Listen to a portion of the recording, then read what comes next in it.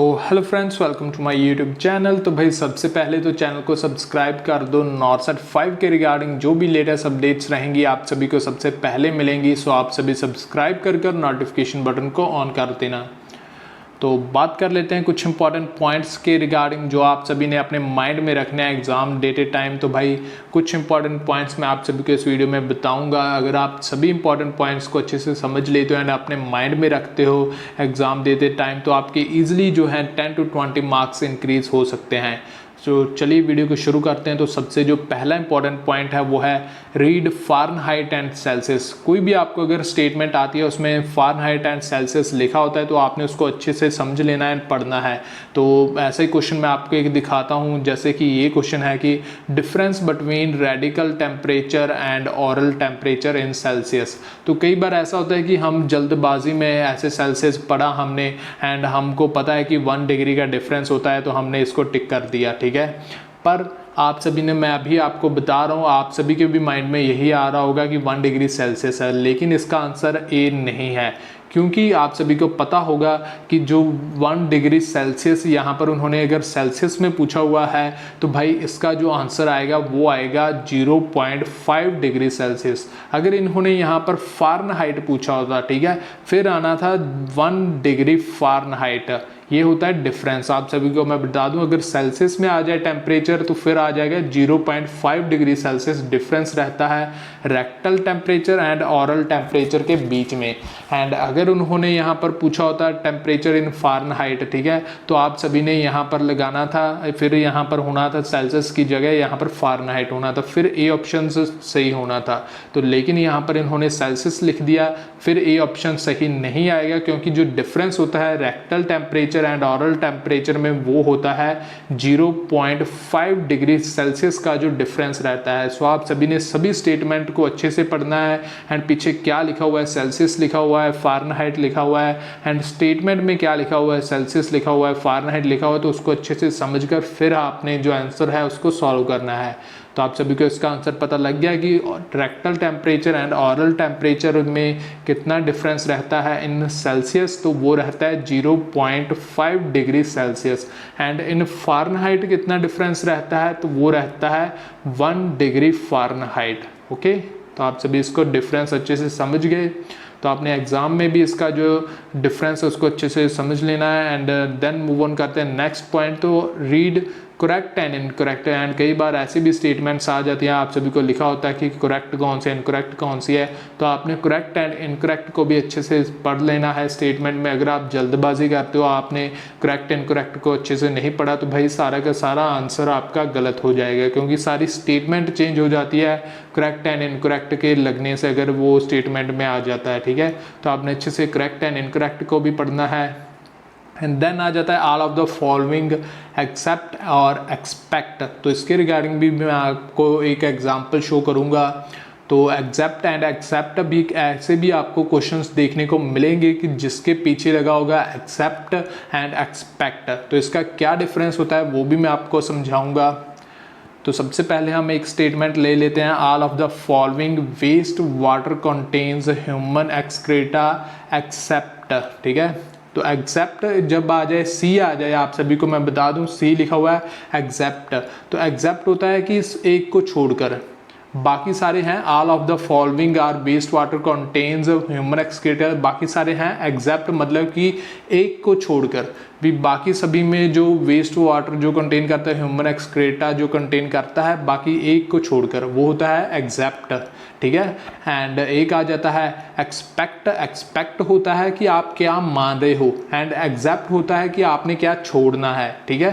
Accept होता है छोड़ना आपने क्या है एंड एक्सपेक्ट होता है क्या मानना है। मैं आपको दोनों की एग्जांपल दिखाऊंगा। तो ये पहले वाले की एग्जांपल है, हमने पढ़ लिया कि waste water contains human excreta. उन्होंने बताया कि सारे के सारे जो हैं उसमें जो ह्यूमन एक्सक्रीटा जो प्रेजेंट है एक्सेप्ट एक को छोड़कर। तो सीवेज में तो आपको पता होगा ह्यूमन एक्सक्रीटा होता है एंड फीसिस में भी होता है, लेकिन जो सुलेज होता है उसमें जो है ह्यूमन एक्सक्रीटा नहीं होता, ठीक है। सुलेज होता है जो सिंक में जो वाटर कंटेन होता है ना, उसको हम कह देते हैं सुलेज। तो उसका इन्होंने पूछा हुआ है कि यहाँ पर एग्जैप्ट तो किसमें जो ह्यूमन एक्सक्रीटा नहीं होगा वो होगा बी, क्योंकि ये सिंक वाला वाटर होगा तो एंड सिंक वाले वाटर में ह्यूमन एक्सक्रीटा कंटेन नहीं होता। तो एग्जैप्ट का मतलब होता है किसी एक को छोड़कर, बाकी सभी में तो है ह्यूमन एक्सक्रीटा लेकिन किसी एक को छोड़कर जिसमें नहीं है, तो वो होगा सुलेज। तो आपने एग्जैप्ट एंड एक्सपेक्ट का अच्छे से यहाँ पर ध्यान रखना है। जब भी कोई स्टेटमेंट आ जाती है तो इन दो जो वर्ड्स होते हैं तो इनसे सारी की सारी जो स्टेटमेंट है वो चेंज हो जाती है। तो मैं ऐसे ही आपको एक्सपेक्ट का भी यहाँ पर बता देता हूँ। तो ऐसे ही यहाँ पर इन्होंने लिखा हुआ है, you expect a patient in the oliguric phase of renal failure to have 24 hour urine output less than. तो यहाँ पर इन्होंने बताया हुआ है कि एक्सपेक्ट आप क्या मान रहे हो, ठीक है। एक्सपेक्ट लग गया, पहले एग्जैप्ट था एंड यहाँ पर एक्सपेक्ट पी आ गया यहाँ पर, ठीक है। एक्सपेक्ट आप क्या मान रहे हो कि ओलिगोरिया फेस में कितना होगा 24 आवर में यूरिन आउटपुट। तो कितना होगा यूरिन आउटपुट 24 आवर में, क्या वो 200 होगा, 400 होगा, 800 होगा, 1000 ml होगा। तो कितना होगा ओलिगोरिया फेस में 24 आवर का यूरिन आउटपुट। तो इसका जो करेक्ट आंसर होगा बी, 400 ml ओलिगोरिक फेस में होता है, ठीक है।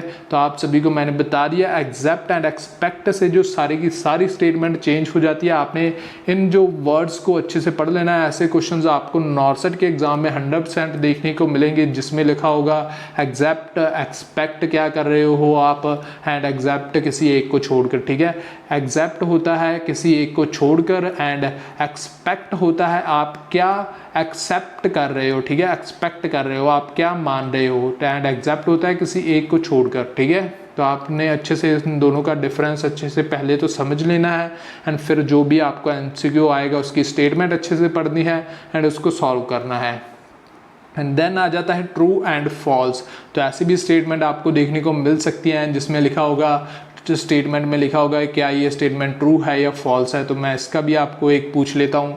तो which of the following is true statement. तो इन सभी में से कौन सी स्टेटमेंट ट्रू है regarding about screening for diabetes in pregnancy. जब हम डायबिटीज़ को स्क्रीन करते हैं इन प्रेगनेंसी तो कौन सी स्टेटमेंट इन चारों में से जो है वो करेक्ट रहेगी, ट्रू रहेगी, ठीक है।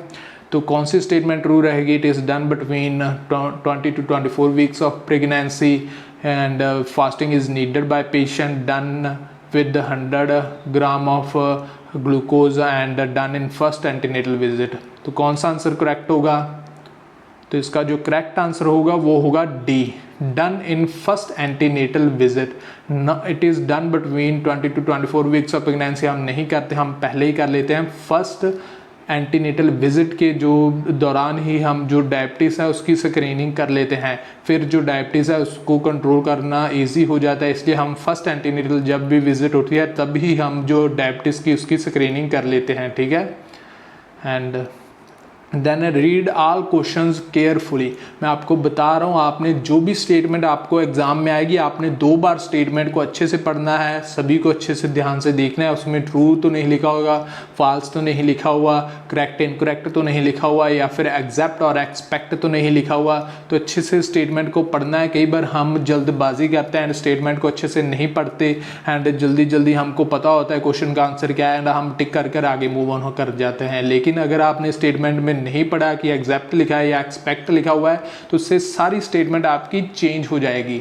सो आपने अच्छे से सारे के सारे क्वेश्चंस को अच्छे से पढ़ना है। तो सबसे पहले मैं आपको बताऊंगा कि जो 1 लाइनर क्वेश्चंस होंगे तो आपने उसको अच्छे से, सबसे पहले तो जो इजी आपको लगते होंगे तो आपने उसको अच्छे से जल्दी कंप्लीट कर लेना है। फिर ही आप जो लेंथी क्वेश्चंस होंगे उसको आपने सॉल्व करना है। सबसे पहले आपने ईजी क्वेश्चन आपको जो आते हैं उसको सॉल्व कर लेना एंड जो लेंथी क्वेश्चन जिसमें आई थिंक जो आ जाते हैं MCQs जो आ जाते हैं फार्मूला की, ड्रग कैलकुलेशन की जो आ जाते हैं तो वो काफ़ी ज़्यादा टाइम कंज्यूमिंग रहते हैं, तो उसको आप लास्ट में करना। जो आपको इजीली जो 1 लाइनर होंगे उसको आपने फर्स्टली जो सॉल्व कर लेने हैं एंड जो ऐसे कैलकुलेशंस वाले होंगे वो आपने लास्ट में करने हैं, okay. And read all the questions carefully. आपने अच्छे से सारे जो भी क्वेश्चन आए होंगे उसको अच्छे से पढ़ना है। And best of luck for your exam. Hopefully आपका एग्ज़ाम अच्छा हो and thank you for watching this video. Please आपको अगर वीडियो अच्छी लगी तो प्लीज़ चैनल को सब्सक्राइब कर देना। एंड यहाँ पर आपको एक वीडियो शो हो रही होगी, आप सभी नेगेटिव मार्किंग को कैसे कंट्रोल कर सकते हो नॉर्सेट के एग्जाम में, उसके रिगार्डिंग आप इसको क्लिक कर दीजिए, देख लीजिए। एंड यहाँ पर मेरे चैनल का लोगो शो हो रहा होगा, उसको क्लिक कर दीजिए, मेरे चैनल को सब्सक्राइब कर दीजिए। So thank you for watching this video. Please subscribe my YouTube channel for latest updates.